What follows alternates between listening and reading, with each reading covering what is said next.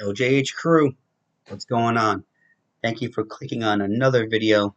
Today I'm going to give my movie review of Imaginary, um, which I watched on Blu-ray. And I gotta say, after waiting to watch it, it's not what I expected. And we're going to talk about it. So, Imaginary is about this girl named Jessica, who's now a stepmom to this little girl named Alice. They move back into Jessica's childhood home with their sister Taylor and with Allison's sister Taylor.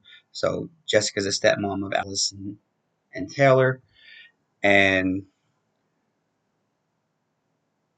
her husband goes on a business trip or whatever you want to call it. And basically, they're in Jessica's childhood home, and Alice comes across this little bear named Chauncey, where Alice can only hear him. And so they start to discover that she's using this bear as like an imaginary friend to cope with things, I guess, from everything that Alice has ever been through.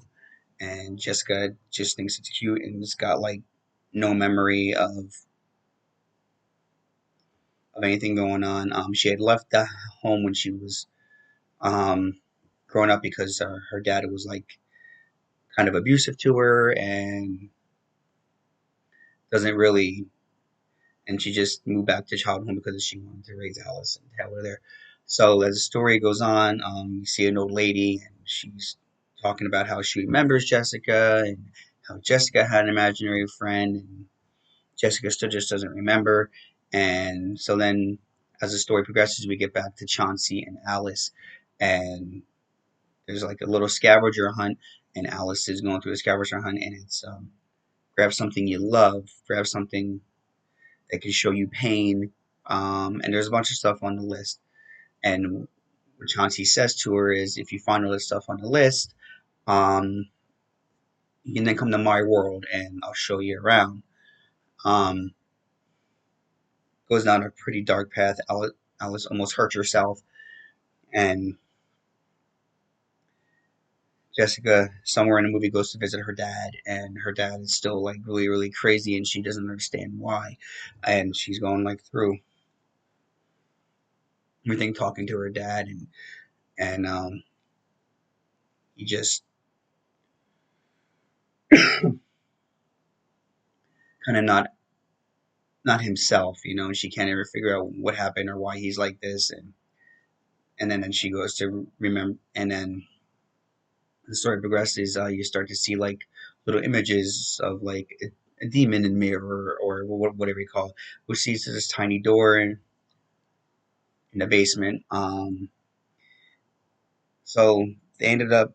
So long story short, Jessica ends up remembering um, what Chauncey was, and it's like this big demon bear or whatever you picture him as, and so she starts to you know um, as she's going through the motions, she starts remembering, and she's writing stuff on the wall and recreating what she remembered about Chauncey, and then there's a point in the movie where Jessica says to Taylor, which is the older sister, 'cause at this point, Alice is already missing. Alice is gone. She's made it. She's with Chauncey in the other world, and Jessica says to Taylor, "You didn't, we got to find the bear. The bear is with her." And Taylor's like, "What bear? There's never been a bear." And what it was Chauncey only revealed himself to Jessica and Alice. Jessica being because she was the prior imaginary friend, prior connection to him, and then Alice who was the new. So so well, eventually, um, they're able to get to the world to try to get to Alice, and everything in the world that could possibly happen does. Taylor starts seeing stuff that's going on, and they start seeing this demon monster, and they're trying to get through the world and trying to find Alice. So as they're going through it, they're trying to fight whatever this imaginary thing is, and it kind of leads them on this like wild goose chase, and they're going through everything, and I feel like it kind of had like multiple endings without doing it. There were a lot of things that I understood and like didn't understand. I didn't know which ending was absolutely real and what wasn't, and so they end up beating a demon by lighting everything on by using a match and lighting everything on fire. It was one of the things on the list, just a match to make you feel good or better or whatever. But they used it against them as opposed to trying to get them to the world, and yeah. Um, so it was an interesting film. Um, Suspense wise, I'm gonna give it a C. It could have been a little bit better. Um, Scary wise, I also give it about a C. Comedy wise, it had a few moments or two, nothing major. So for comedy, I'm going to kind of give it a D, which I never done before. Um, Action, again, a C. I would say it's around there.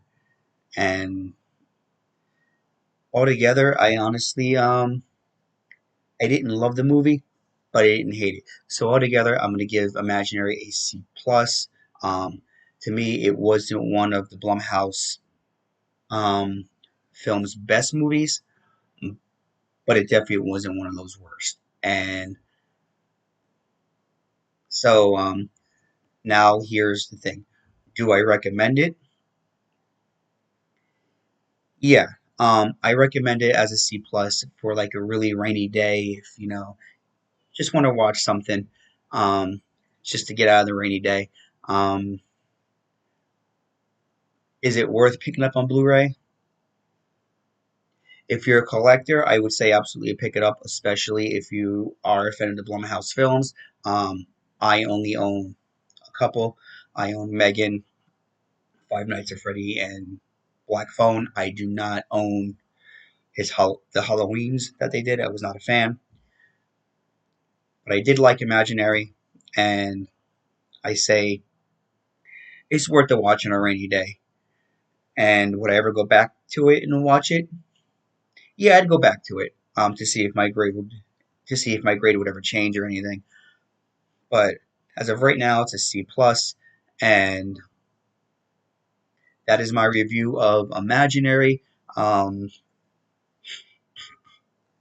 you guys for watching this video. Hit subscribe if you haven't already. Hit those notification bells so you always know when I post a video. Check out the TikTok at The Real LGH Productions as well. And also remember, once you hit 500 subscribers, I'm giving away a copy of Spider-Man 2 for the PS5. Comment down below. Tell me what you thought of Imaginary if you saw it and how you felt about it. Give this video a massive thumbs up. And as they say in the movies, guys, cue the lights.